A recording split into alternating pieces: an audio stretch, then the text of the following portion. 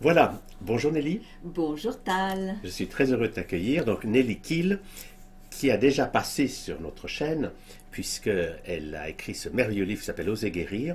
Et nous avons trouvé que ce serait sympathique de pouvoir donner une suite à ce premier interview de Nelly pour aller plus loin dans tout ce qu'elle peut nous apporter. Alors, Avec plaisir. Je suis vraiment ravie d'être là de retour et que tu puisses voilà, apporter aussi ta pierre à l'édifice alors, de ce merveilleux livre que tu as préfacé. Je voulais tout à le dire fait. tout de suite. Merci. C'est pour ça Alors qu'il est peut-être beau. juste un tout petit review rapide de ce que tu as vécu. Et on va aujourd'hui pas insister là-dessus puisque c'est déjà dans la première vidéo, mais on va aller plus loin. Mais en quelques mots, rappelle-nous ton parcours. J'ai 37 ans, un cancer du foie, la peur de mourir alors qu'avant je souhaitais mourir. Et là, tout se met en place. Qu'est-ce que je peux faire pour guérir? Qu'est-ce que c'est que cette maladie? Donc des questions et tout vient à moi et je fais rapide. Ça arrive à une guérison dite spontanée parce qu'on ne sait pas comment définir ça actuellement. Et tout ce que j'ai reçu, après j'ai eu envie de le redonner à d'autres parce que j'ai conscience que c'était juste un témoin passé. C'est très beau. Moi, j'ai vu beaucoup dans ma carrière de plus de 50 ans des malades qui, justement, ayant compris le sens de leur maladie et comment apprendre à se guérir, ensuite, ils ont envie de communiquer ça à d'autres. Et C'est pour oui. ça que je suis très reconnaissant de t'accueillir. Et aujourd'hui, nous allons nous concentrer sur les outils de cette guérison. Parce que on parle de guérison spontanée, c'est un mot, mais Oui, en fait, la guérison n'est jamais spontanée. Elle vient de travailler en harmonie avec son organisme pour lui permettre de faire son travail. exactement. Alors, comment est-ce que toi, particulièrement, tu as fait? Par exemple, au niveau de poser des questions, quelles questions est-ce que tu t'es posées au début? Les questions, ça pour moi, ça me paraît très important parce que on est dans ce grand océan quantique vibratoire et déjà c'est bien hein, comment dire, de faire des pensées positives. Mais ça suffit pas parce que si on sollicite cette grande bibliothèque vivante de ce grand champ quantique vibratoire, eh bien on reçoit toutes les réponses. Et ça c'est fabuleux parce que sinon, ben, c'est notre petit mental étriqué qui va trouver les réponses. Et qu'est-ce qui fait le mental? Eh bien, il va aller trouver des réponses avec le passé. Donc le passé, bon, effectivement, ça explique le futur, mais ça ne construit pas le futur, parce que le futur, il va se faire aujourd'hui avec des choses qu'on ne sait même pas dans le futur. Donc poser des questions, ça va créer un chaos, on va dire, une sorte de chaos créateur. C'est pas le chaos bazar, mais c'est le chaos créateur. Donc moi, les questions que j'ai posées spontanément au départ, mais après, c'est vrai que je me suis ouverte à l'infinitude des questions et formée à, comment dire, créer des questions. Et donc, à l'époque, c'était qu'est-ce que c'est que cette maladie? Est-ce que je vais guérir? Qu'est-ce que je dois faire pour guérir? Et c'est là que tout est venu à moi. Tout est venu parce que j'ai posé ces questions et les réponses sont venues sous forme de rencontre d'un enseignant de yoga qui m'a parlé de l'importance des 5 corps. J'y comprenais rien à l'époque. Je me suis dit, qu'est-ce qu'il me raconte? On n'en a qu'un. Mais non, il y en a d'autres. La nature qui me parlait. On pourra le développer peut-être. Hein. Le yoga qui a mis mon corps en mouvement. La méditation. Et puis une formation qui m'a ouvert justement à cette prise de conscience que notre esprit est en lien avec notre corps et nos émotions. Passionnant. Et alors, dans le fond, tu as résumé ça dans le livre Oser guérir que tu as écrit, qu'on a déjà présenté, mais qu'on va remontrer parce que c'est vraiment un livre. Allons-y, allons-y. Voilà. Ce livre tout jaune qui correspond, je m'en suis rendu compte après, Oui. au soleil ici, que j'imaginais quand je faisais mes visualisations de guérison. Je plaçais un soleil au niveau de mon plexus solaire et qu'est-ce qui se passait? J'imaginais que mes nodules hépatiques malins, qui étaient des glaçons, fondaient au soleil. C'est pas belle la vie quand même. Hein.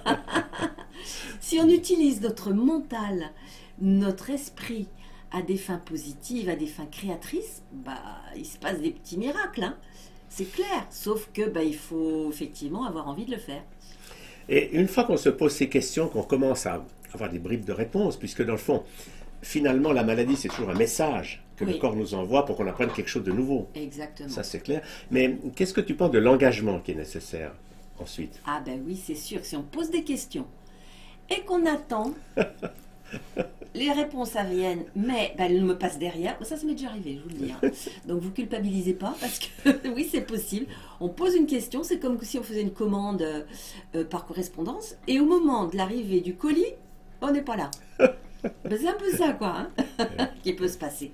Et donc c'est important, oui, de rester en conscience et de dire j'ai posé une question, mais surtout je n'y réponds pas, parce que souvent ça c'est un peu compliqué. On est tellement habitué à répondre avec notre mental que tout de suite il veut donner une réponse. Non, non, non, non, non, non.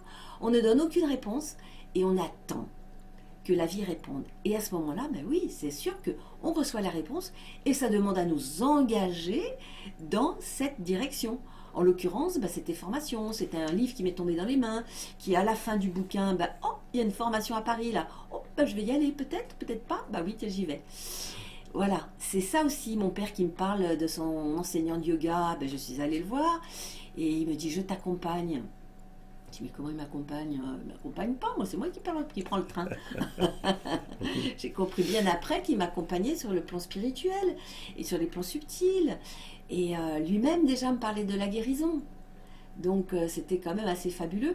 Et voilà, j'ai tiré le fil. Hein, on peut tirer des fils douloureux, mais aussi on peut tirer des fils créateurs qui peuvent nous amener sur des chemins extraordinaires.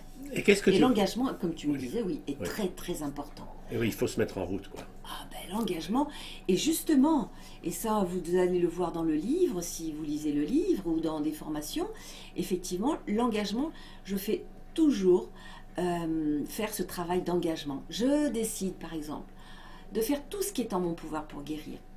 Et ça, c'est important que notre mental, justement, qui voudrait nous emmener dans d'autres lieux, là, il sache dans quelle direction on veut aller si on rentre dans la voiture. Si on ne sait pas si je veux aller à Paris, Bordeaux ou Marseille, bah je mets mon véhicule en route, j'appuie sur l'accélérateur et je vais dans le mur, normal. Ou je vais dans une direction que j'ai pas envie, après j'en veux à papa, maman, tonton, tata, parce que oui, ils m'ont fait aller à Bordeaux alors je voulais aller à Marseille. Ah bah d'accord, mais t'as pas choisi mon chéri. Donc c'est quand même important de savoir où on veut aller, et cet engagement de faire tout ce qui est en notre pouvoir pour guérir, eh bien le mental, nos cellules aussi, vont entendre que c'est ce choix-là. Et on le redit, et on le redit, et on le redit. Je pense que c'est très important, parce que l'obéissance à autrui fait qu'on ne suit plus cette direction intérieure qui vient de choix personnels, d'engagement. Et dans cette dynamique, au moment où on s'engage et qu'on veut vraiment aller vers la guérison et vers la vie, comment est-ce qu'on fait pour se libérer de la souffrance? Alors là, ouais, comment on fait? Oh là, c'est un gros paquet là. Se libérer de la souffrance. Et ouais, ça c'est vraiment quelque chose d'énorme, parce qu'on arrive sur Terre, forcément on va aller contacter la souffrance. On arrive sur une Terre de 3e dimension. Oui, donc forcément, on se retrouve avec toutes les blessures, hein, de rejet, d'abandon, de trahison, d'humiliation, persécution, et j'ai tout nommé peut-être, oui. Et donc après, ça demande un sacré job pour se rendre compte que je réagis parce que j'ai eu ces blessures-là. Qu'est-ce que je peux faire d'autre? Ah, il y a peut-être un petit travail sur soi à faire, parce que sinon, déjà, on ne sait même pas les identifier. On réagit parce qu'on a eu une problématique de trahison ou d'abandon. Donc tout ce qui pourrait ressembler de près ou de loin, même de très très très très loin, eh bien on va hyper réagir. Donc on peut soit se mettre dans sa coquille, ça c'est un petit exemple, ou alors agresser l'autre, ou s'auto-agresser. Et là on peut tourner en rond pendant 90 balais et mourir, et on n'a pas du tout abordé ce sujet-là. Donc pour moi c'est très très important de pouvoir nommer nos souffrances, les reconnaître et trouver des moyens d'aller transmuter ça. Et c'est vrai que dans le livre il y a un schéma de Martine Dussart qui est quelqu'un d'extraordinaire et qui a mis en schéma de dessin. Donc ça plaît beaucoup au cerveau droit. Chaque fois, je suis obligée de réfléchir. Merci, Tal. Ça plaît beaucoup au cerveau droit, parce qu'on nourrit souvent avec les mots le cerveau gauche, mais le cerveau droit, et tu le sais bien, toi, avec tout ce que tu fais, tous tes mouvements. Hein. Donc voilà, guérir nos blessures. Et comment fait-on? Il y a plein de moyens, bien évidemment. Hein. Des moyens plus doux, des moyens plus hard. Mais en tout cas, à un moment donné, il faut s'y coltiner quand même. Aller voir nos blessures et les exprimer par le corps, les exprimer par les émotions, savoir comment notre corps fonctionne, parce que dans cette réalité, on nous dit beaucoup l'importance des émotions. Et moi, je suis pas d'accord. À un moment donné, il faut aller au-delà de ça. C'est pas que je suis pas d'accord, bien sûr, que les émotions sont importantes, mais souvent, on est limité par nos émotions. Et on dit, exprime aussi tes émotions, respire dedans. Oui, mais à un moment donné, si on ne sait pas d'où elles viennent, ben, elles vont continuer. Alors certes, on vit de la bouteille, mais si on ne sait pas que le robinet est au-dessus de la bouteille, ben, on va pouvoir attendre longtemps. Hein. Ouais. Et donc c'est ça qui est intéressant, c'est de se rendre compte que ce sont nos pensées. Et nos pensées, dans cette réalité où on a été appris, dans cette société, on a vraiment été appris à penser, ou à valoriser plutôt la pensée. On n'a pas été appris à penser. Parce que si on apprenait à recevoir des pensées saines, des pensées justes, des pensées dynamisantes, ce serait super. Mais on nous a appris à recevoir nos pensées, à recevoir l'enseignement, mais pas à capter nos pensées. Par exemple, quand j'étais malade, j'ai capté une petite pensée qui passait, qui était tu vas vivre quelque chose de grand. À l'époque, il n'y avait rien qui me disait ça. Hein. Moi aussi, j'étais traversée par la peur de la mort. Mais il y avait cette petite pensée qui passait, tu vas vivre quelque chose de grand. Waouh! Et une autre, par exemple, quand on m'a dit, peut-être que c'est pas un cancer, j'ai eu une pensée qui m'a dit, c'est dommage, et une déception. Donc ça, je me suis dit, quoi qu'il se passe, même si c'est pas un cancer, je vais faire un travail sur moi parce qu'il y a quelque chose qui colle pas là. Il y a quelque chose qui va de travers. Donc oui, il faut aller voir nos blessures. Et je pense que si j'avais eu cette pensée à ce moment-là, maintenant je le sais, c'est parce que la maladie me permettait de dire non à ce que j'avais envie d'éliminer de ma vie et de dire oui à ce que je n'osais pas mettre en place dans ma vie, notamment pour aller vite, une formation en neuro, psycho, neuroimmunologie. Oui, c'est passionnant parce que dans le fond, c'est cette vision que la guérison va être un chemin de changement. Et Que oui. si on reste immobile, il n'y a pas de raison que ça change. Mais que le changement, c'est en avançant, que peu à peu, en s'engageant dans cette direction, Et oui. que peu à peu, les choses vont se mettre en place. Et Oui. je pense que tu as un bel exemple d'une réussite dans ce domaine. Merci. Oui. En tout cas, oui, c'est un chemin d'éveil, je dirais, la maladie, C'est ça. si on veut bien. Alors, on peut demander à son médecin de se soigner, voilà, hein, bien sûr. C'est aussi important, donc, comme je dis souvent, c'est en complétement des traitements médicaux. Tout à fait. Voilà, ça y est, c'est dit. Et donc, ça n'empêche pas, effectivement, que le malade prenne conscience du pourquoi de la maladie et qu'est-ce que je peux mettre en place pour guérir. Et c'est clair que si on va aller voir dans les 18 mois, 2 ans précédant une maladie importante, eh bien, il s'est passé des événements. Soit un événement douloureux qui, à un moment donné, va apporter vraiment une douleur dans le corps, et je pourrais en citer un, et soit divers petits événements qui font que les pensées n'ont pas été tellement saines, les émotions pareilles, et ça va aller se diffuser sur le système immunitaire, et voilà, c'est ce que ça fait.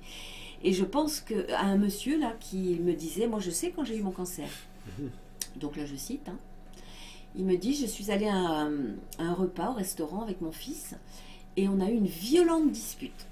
Et quand je suis sortie de ce restaurant, j'ai eu une douleur extrême à mes testicules. Et bien, il s'est fait un cancer à ce niveau-là.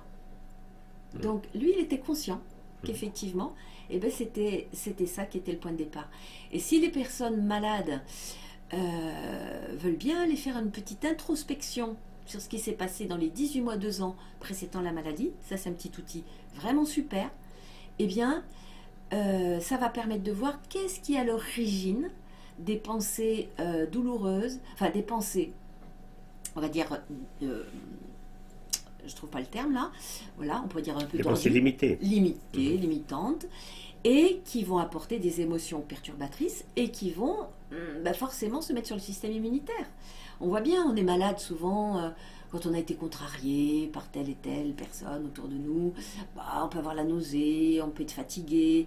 Tout ça, c'est lié. Il n'y a pas que le corps physique à soigner. c'est aussi tout le reste. Tu le sais très bien, justement. C'est un point tu intéressant. aussi. Parce que ce que je crois qui est passionnant, c'est que justement, souvent, on attribue à nos maladies des causes extérieures. Ça, c'est la grande illusion pasteurienne. C'est un virus, une bactérie qui tombe dessus. Ah alors que dans le fond, la maladie, c'est toujours un effort du corps pour se guérir Oui. et pour nous faire passer un message qu'il y a des choses quand même qu'il faut qu'on apprenne. Oui. Donc c'est la maladie changement. Quel est le rapport dans cette dynamique qui va vers la guérison de la créativité? Ah, la créativité. Parce que souvent, quand on est malade, merci pour cette question, parce que quand on est malade, souvent on s'est refermé sur soi, ou quand on a un diagnostic, on se referme sur soi. Lors de mon dernier séminaire, là, il y a 10 jours, Oser guérir, justement, comme le livre, là j'en fais régulièrement de ces séminaires, et bien il y a une dame qui me dit, ben, j'ai eu un problème de santé, c'était pas un cancer, mais un problème de santé grave au niveau cardiaque.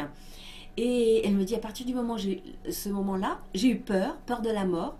Elle a arrêté ses relations intimes avec son mari parce qu'il ne fallait plus bouger, il ne fallait plus rien faire, arrêté ses relations avec ses amis. Elle faisait beaucoup de sport et de voyages, elle a tout arrêté. Et là, je l'ai vue à un moment où ben, elle était vraiment pas bien, quoi. Elle était en sursis de vie, elle vivait comme un mort, comme dit Thich Nhat Hanh, on peut vivre comme un mort. Et ne pas être vivant. Être vivant, c'est que le corps bouge, c'est que la créativité est là, c'est quand on a des projets. Et voilà, donc qu'est-ce que vous avez envie de faire et que vous ne faites pas, mais allez-y, quoi. Et la créativité, ça peut être du chant, de la peinture, ça peut être de la danse, du clown. Ça, j'adore, j'ai fait du clown et je sais que toi aussi. Oui, tout à fait. Le clown, ça permet vraiment de sortir de son corps, j'allais dire, et de jouer des personnages, mais qui viennent spontanément. On va pas aller le travailler, ça vient comme ça. C'est magnifique. Voilà, toute cette créativité, bah là, moi, aujourd'hui, où j'en suis, c'est que bah, je suis sur les routes, avec ma van life, je vis en fourgon aménagé camping-car et c'est une créativité de chaque instant parce que je m'arrête là ou là, ben là voilà, je suis près de chez Tal et c'est magnifique. Je rencontre des magnifiques personnes tout le temps et des lieux voilà magnifiques, ça me met en joie. Ben aujourd'hui ma créativité c'est ça. Et puis je peux peindre aussi, j'écris, j'aime beaucoup écrire là. Au gré du vent, au gré du van. Mais chacun va trouver sa créativité et la créativité ça amène de la joie dans le corps. Quand j'ai été malade, je me suis mise à peindre. Et là, je faisais des sorties de temps. Je me dis, waouh, mais c'est passé tout ce temps-là, mais je ne l'ai pas vu passer. Là, déjà, j'ai pris conscience de ça. Et les avancées que je faisais sur la toile me permettaient de faire des avancées dans ma vie. Et inversement, les avancées que je faisais dans ma vie, les compréhensions, les prises de conscience que je faisais dans ma vie, voilà, se jouait aussi sur ma toile où c'était plus délié, plus joyeux, plus fluide. Waouh! Donc la créativité à fond, à fond, à fond. Et c'est ce qui est terrible, c'est qu'en ce moment-là, de notre évolution, on va dire sociétale, on ne nous permet pas, enfin on n'est pas, voilà, on peut pas aller vers notre créativité facilement. On peut pas aller dans les musées, on peut pas danser, on peut pas aller sur la plage faire les fous et jouer, voilà. Et ça c'est mortifère. C'est mortifère, alors qu'on a besoin de mettre de la joie, de la créativité dans notre vie. Je pense que c'est vrai, ce qui est très important, c'est de retrouver la créativité de l'enfant, qui crée, mais qui n'a pas de jugement de valeur. S'il fait des sons, il dit pas, je chante faux, j'arrête. Il a cette créativité extraordinaire, chaque mouvement qu'il fait, chaque geste, chaque son, il crée. Et notre problème, c'est que souvent, l'éducation nous a appris à juger. Ah non, tu dois créer quelque chose de joli, mais pas autre chose. Bref, et du coup, on s'est enfermé dans cette de moules sociétaux de souffrance qui nous empêchent d'être tout simplement libres. Je suis touché par ce que tu as dit, ben c'est vrai, moi j'ai travaillé 15 ans avec un clown, et d'avoir un nez rouge, c'est merveilleux. Oui. Parce que le clown, c'est le seul adulte qui a des émotions intenses sans qu'on le mette dans un asile. Il est libre. Ouais. Il est libre. Et je ne sais plus qui disait ça, mais aucune maladie ne résiste à 3 jours de nez rouge sur la... je ne savais pas ça, mais je suis complètement d'accord, hein, j'adhère c'est à 1000%. Patch Adams, qui est le médecin clown américain, qui a fait toute une clinique avec que des clowns. C'est un homme extraordinaire, il dit, il n'y a pas de maladie qui résiste à 3 jours de nez rouge. Faites l'essai. Mais ça. Quand on veut, parce que le clown, il a le droit d'être vrai. Il peut pleurer, il peut rire, il peut chanter, et tout le monde dira, ah, c'est un clown. Mais si vous faites ça sans nez rouge, on vous enferme. Oui, c'est ça, on risque de se retrouver à l'hôpital psy, quoi. C'est moins drôle. Et quelle était ton expérience du silence et de la solitude dans cette démarche? Alors, c'est pas venu tout de suite, hein. D'abord, il y a eu cette guérison, donc dite spontanée, et je ne sais pas comme autre mot trouver. Bon, voilà. En tout cas, spontanée par rapport aux traitements médicaux qui n'ont pas eu lieu, puisqu'on me proposait une transplantation hépatique, et je me suis dit, ben, je ne le sens pas très bien, cette histoire. Et donc, ben voilà, il n'y a pas eu de transplantation hépatique. Et mon médecin m'a dit, de toute façon, professeur, il y aura une transplantation hépatique quand votre foie sera saturé.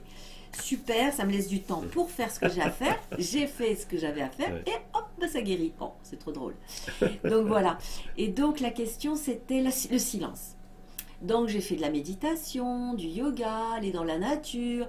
Donc je me suis retrouvée de manière saine.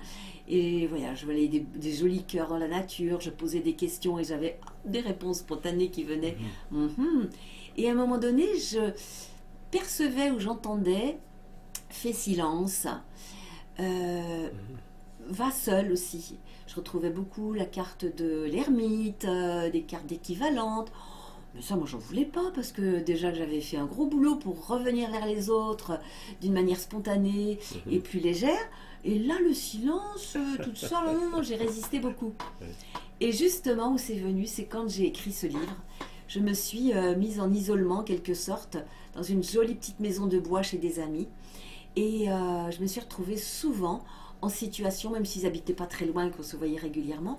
Mais j'étais quand même en campagne, près de Vaison-la-Romaine, et souvent seule. Et là, ça est devenu une évidence que ce silence, cette solitude me ramenait à moi-même et que c'est un cadeau merveilleux, vraiment. Et là, je dis mère, oui, ce qui me revient, c'est que c'est une connexion avec la terre, avec Gaïa, mais aussi avec le Père divin, et que là, tout se rejouait, se rejoignait à l'intérieur de moi pour créer du nouveau, pour créer ce que j'avais à créer, c'est-à-dire ce livre, un film aussi, Oser guérir, et puis la vie qui allait être là à venir, que je ne savais pas ce qu'elle serait. Mais voilà, aujourd'hui je sais un peu plus, mais je ne sais pas ce que sera demain non plus. Hein. Et dans cette démarche, quel était le rôle de l'alimentation dans ton parcours? Alors, l'alimentation, j'ai pas eu un accompagnement particulier par des personnes spécialisées en alimentation, sauf que j'avais lu un livre qui s'appelait Soyez bien dans votre assiette pendant 80 ans et plus. Et là, j'avais vu un certain nombre de choses, et je ne sais même plus ce qu'il y avait dedans, mais en tout cas, personnellement, j'avais supprimé la viande, les laitages, alors que je mangeais beaucoup de viande, très peu de légumes et pas de fruits. Et les viennoiseries de 11 h le matin et les bonbons, c'était super. Évidemment, comme je ne mangeais pas bien, donc il fallait apporter du sucre, soi-disant. Et là, j'ai changé tout du jour au lendemain. Et je suis passée au bio. Et j'ai enlevé la viande, les laitages, et j'ai remplacé par les fruits, les oléagineux, la crème Boudwick qu'on appelle aujourd'hui le miam aux fruits, pendant 3 ans, presque 3 ans. Et puis, plus d'alcool, j'en buvais pas beaucoup, mais plus d'alcool, plus de chocolat, plus de thé, tous les excitants. Voilà, j'ai fait ça un petit peu de manière empirique, à ma manière. Mais je me suis rendu compte que j'étais en super forme, que je n'avais jamais été aussi en forme depuis ma naissance. J'ai découvert que j'étais fatiguée depuis ma naissance et je ne le savais pas. C'est passionnant ça. Ça c'est fort quand même. Oui. J'ai découvert que j'étais enfermée dans une coquille, une pauvre petite Nelly timide et réservée. Que ça je savais un peu quand même, parce que dès qu'on m'adressait la parole, j'étais morte à l'intérieur de moi et j'avais peur et j'étais rouge des pieds à la tête. Mais l'alimentation et surtout la fatigue, je ne savais pas que j'étais quelqu'un de fatigué. Et en inversant ce processus, alors que j'avais un diagnostic de maladie et notamment de cancer, je me suis jamais sentie autant en forme. Bizarre quand même, hein? Non mais je suis bizarre. Vous pouvez arrêter la vidéo parce qu'elle est vraiment trop bizarre. C'est ça tout ton charme, c'est d'avoir osé être bizarre. Parce que ceux qui restent dans le chemin de la normalité, ils vont vers la tombe. Il faut bien le dire. Et comment est-ce que tu vois la relation avec la mort dans tout ce parcours? Alors j'ai découvert aussi la mort. Ah. Parce que quand j'ai eu le diagnostic, waouh, ça a été un choc. Je me suis dit, mais je suis mortelle, quoi. J'avais pas imaginé que j'étais mortelle. Et bien là, j'étais mortelle. D'un seul coup, je me suis trouvée mortelle. Qu'est-ce que je fais avec ça? Donc il y a eu la peur, de mourir. Pas pour moi, mais pour mes enfants. Ils avaient 4 ans, 6 ans, donc je me suis dit, je leur fais un sale coup, ça. Ça m'a mis mal pour eux. Pour moi, pas tant que ça, parce que je trouvais que cette vie dans cette 3D, elle était quand même pas très simple. J'avais fait tout ce que je pouvais pour que ce soit simple, et ça ne l'était pas. Je trouvais qu'il y avait beaucoup d'injustice, beaucoup de maltraitance à mon égard et à l'égard des autres, et ça me mettait très mal. Et je ne savais pas comment me dépêtrer de ça. Donc voilà où j'en étais de la mort. Sauf que, ayant pris conscience de ça, je suis allée chercher. Puis dans ma formation, on a abordé aussi la mort. Et là, ça a été, waouh, une ouverture extraordinaire. Je me suis rendu compte que finalement, après la vie, il se passait autre chose. J'ai lu des livres, des expériences, et je me suis rendu compte que il se passe autre chose, on ne meurt pas vraiment. Et en tout cas, la vie continue. Il y en a plein qui nous le racontent, qui sont déjà allés voir de l'autre côté, qui sont revenus, qui nous racontent. Waouh! Et qui reviennent encore mieux qu'avant. Hein, c'est étrange quand même. Donc je suis allée voir tout ça. Je vous en passe et des meilleurs. Pour me dire, bon, ok, c'est ok. Si je meurs, c'est pas un problème. Mais je suis décidée à faire tout ce qui est en mon pouvoir pour guérir. Et ça, c'est important. C'est-à-dire, c'est lâcher prise par rapport à la mort. Parce que c'est ok si elle arrive. Et en même temps, s'engager à vivre. Et si ça marche pas, j'accepte. C'est plus j'ai envie de mourir. Non. C'est je sais que la mort existe. Je l'accueille. Je fais tout ce qui est en mon pouvoir pour guérir. Et j'accepte que si la mort vient, elle vienne. Et là, c'est là où le miracle s'est passé. Parce que je me souviens bien du moment où j'étais dans le train pour aller faire mon bilan médical là, de Charente-Maritime jusqu'à Paris. J'étais accompagnée par mon ex-mari qui était là, et vraiment je le remercie encore intérieurement, régulièrement, parce qu'il m'a vraiment beaucoup accompagnée. Et il me disait, non Nelly, tu vas pas mourir de ton cancer. Et ça me faisait un bien, mais ça me faisait un bien. Et donc c'était dans ce train, et je fais un petit bilan avant d'aller faire le bilan médical. Intérieurement, je me dis, ok, depuis 1 an, il s'est passé tellement de choses merveilleuses. J'ai appris tellement de choses sur moi-même, sur le monde, sur la vie, que même si je meurs, c'est ok. Mais je savais que j'allais continuer à faire tout ce qui était en mon pouvoir pour guérir.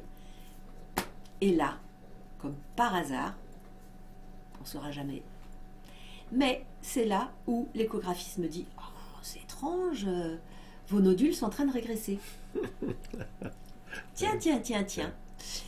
J'ose penser que c'était justement parce que j'étais dans cet état d'acceptation de la maladie, d'acceptation de la mort, mais en même temps dans l'engagement de vie. Et ça, je le dis pas que pour moi, mais pour tout le monde. Allez-y, je vous offre mes prises de conscience. Parce que tout cela est hyper important pour être bien dans son corps. Tu es d'accord? Tout à fait. Oui, ton témoignage est passionnant parce que ça montre bien qu'il s'agit de mettre différents éléments en place, mais dans la direction d'aller vers la vie et plus vers la mort. Alors que beaucoup de nos habitudes sociales, notamment alimentaires, nous mènent droit vers la souffrance et la maladie, parce que ce sont les mêmes qui nous intoxiquent avec des aliments malsains et qui nous donnent des médicaments pour soigner les symptômes qu'ils ont créés. C'est un monde de fous. Créons le problème et après on trouve les solutions qu'on veut bien nous donner. Et c'est vrai que cette démarche ne peut être que personnelle, parce que c'est pas quelque chose qu'on peut faire en imitant quelqu'un d'autre ou en lui obéissant. Il faut trouver soi-même les clés. Moi, c'est ce qui m'a passionné depuis un demi-siècle, c'est que les gens qui sont guéris ont fait une démarche personnelle, mais ils ont utilisé des informations qui existaient. L'alimentation, l'engagement, enfin tout ce que tu viens d'expliquer. Et c'est quand on met tout ça ensemble que quelque chose se passe qui nous montre qu'on avance dans la bonne direction. Oui, et chacun va créer son monde. On n'est pas obligé de suivre un courant précis.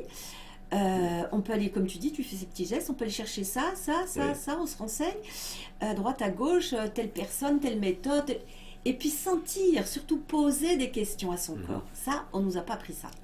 Donc, vous dites, tiens, ce bouquin-là, dites-moi mon corps, est-ce que c'est une bonne contribution pour moi?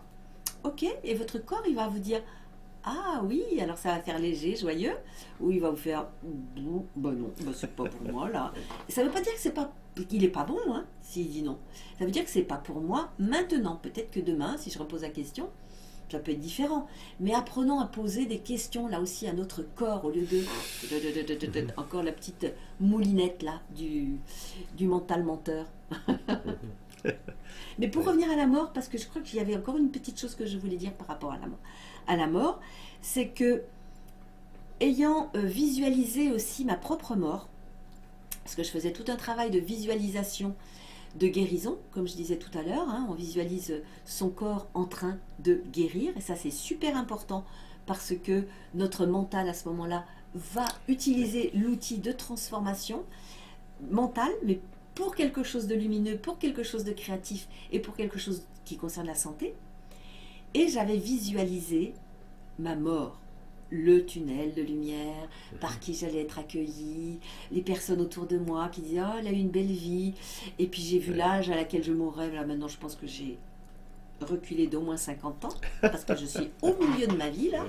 Mais à l'époque, ça me paraissait loin, 87 ans. Mais aujourd'hui, c'est tout petit, 87 ans. Donc, on a aussi le droit de faire changer les choses.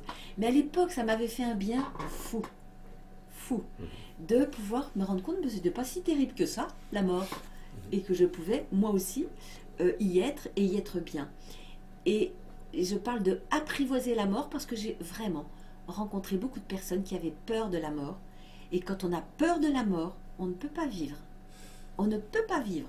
Parce qu'on est tétanisé par la peur de la mort, pour soi-même ou pour les siens, ou des deuils qui ne sont pas faits. Et là, à ce moment-là, mais on est à côté de sa vie, à côté de son corps, on est décentré. Et c'est comme si on était déjà mort, à côté de son corps. L'âme hors, c'est l'âme hors du corps, on n'est pas centré. Donc c'est un job à faire aussi, de se faire ami avec la mort. Et il y a une autre étape, est-ce que j'en parle là? Oui. Ouais. Donc, vous voyez, je viens de tester avec mon corps, il me dit oui. Alors, je vais en parler. Et donc, l'autre étape, c'est que il semblerait, les amis, que nous pourrions aussi vivre éternellement. Alors ça, c'est une autre étape qui n'est pas dans mon livre, que je suis en recherche actuellement. Ça, c'est un gros pavé dans la mare de la mort. Parce que explorons toutes nos croyances dans tous les domaines, y compris au niveau de la mort, et là nous allons découvrir des choses dans les années qui viennent qui sont incroyables, mais je ne vais pas développer, ce sera l'objet dans un autre livre. Non mais c'est passionnant, parce que c'est passionnant de voir que nos croyances créent une prison, et que pour sortir de cette prison, il faut voir que la porte elle s'ouvre, et on va élargir nos croyances. Toujours, au lieu de regarder par le petit trou de la serrure. Oui, c'est ça. On se limite, hein. Oui. Eh bien non, la porte s'ouvre et c'est magnifique.